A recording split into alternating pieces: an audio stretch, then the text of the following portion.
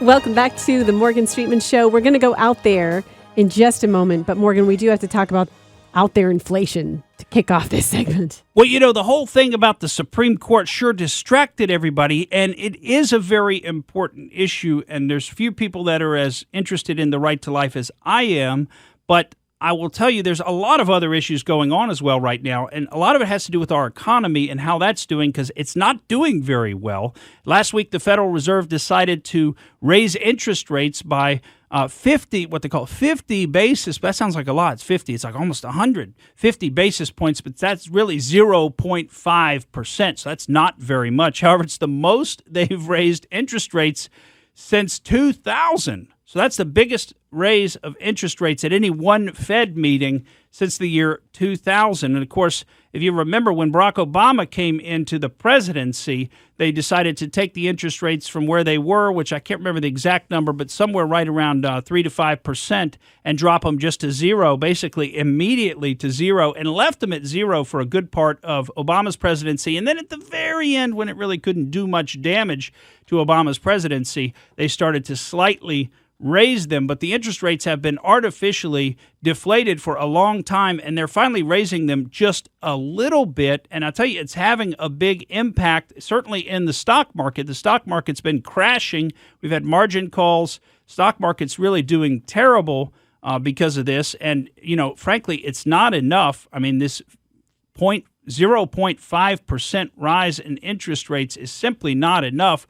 Like we said, back in the early 80s, Paul Volcker came in, was dealing with runaway inflation at that time because of the Carter years, a lot of parallels here, and took the interest rates up to something over 16%. I don't remember the exact number, but, that is not even possible now with our debt service obligations. If the interest rates on the debt go up to that, we won't be able to service the debt. So they're raising interest rates. This is not coming at a very good time because in the first quarter of this year, we had our U.S. productivity measurements really crashing. So labor costs are surging, but productivity is crashing. It's down 7.5% in the first quarter. That's the biggest drop since 1947. Also, real compensation, that's what you experienced as your actual compensation is dropping. Now, your wages may be going up because that's certainly been happening over the past year. Wages have been rising, but guess what? Inflation's been rising even faster. The comparison there is about 5.5% wage growth year over year and about 8.5% inflation, and that's just measuring the CPI. That's not actually looking at what you have to buy at the grocery store, which we all have noticed has been going up a lot more than 8.5%, and we've been experiencing that. So you get 5.5% more wages, but the costs go up even more than that. So in real terms, you're not treading water, you're drowning. You're going down. Your purchasing power is declining, and that's what inflation does to you. And it's awful because it's taken away the value of your savings. If you've saved money, it's actually favoring people who haven't saved money and who have been reckless with their spending. Just like the Biden administration wants to come in and blow out even more money, almost $1 trillion to relieve everybody of their student loan debt, right? This is bad debt that they shouldn't have entered into, made a bad decision, and Biden wants to just wipe it away. So now if you actually paid off your college loans, you're a rube. You're an idiot for paying it off. Why don't you just wait around until the economy's crashing and let the government pay it off for you? Then you don't have to do anything. And that's the mindset they want to create. They want to disfavor smart conduct with your money, smart financial conduct. They want to disfavor savings, and they want to favor people getting into a lot of unsustainable debt and spending money essentially that they don't actually have. Now, we're going to continue to see inflation going up this year.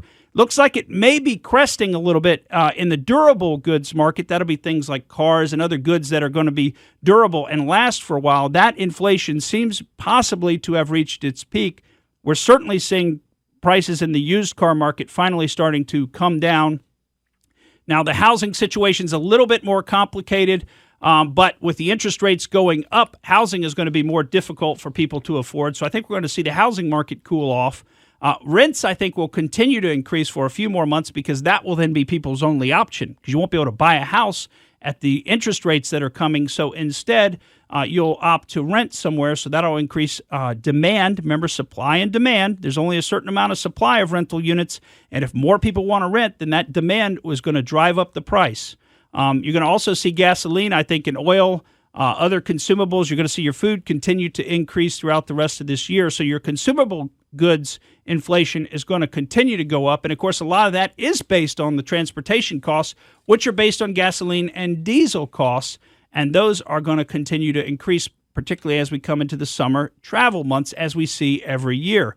So some folks are predicting that by the late summer, we might even see food prices at grocery stores as much as maybe 15 to 20% higher than they are right now. Go try buying airfare ticket. And look at airfare. Exactly, Pedro. There's so many areas that you can look at. And, of course, the government's doing all of this on purpose, operating through the Fed, which I know is a private company, but there's so much influence and coordination with them that they're doing all of this because they actually need inflation. They don't need higher interest rates because we then can't pay the debt, but they need the inflation making your purchasing power, each dollar, less valuable, because that makes it easier for the U.S. government to pay off the debt, right? Because the debt is a fixed amount at a fixed interest rate. And if the actual inflation is much higher than that, then that makes our debt cheaper for us to pay off. Remember, we can't afford it. We're functionally bankrupt, so we better get the prices down.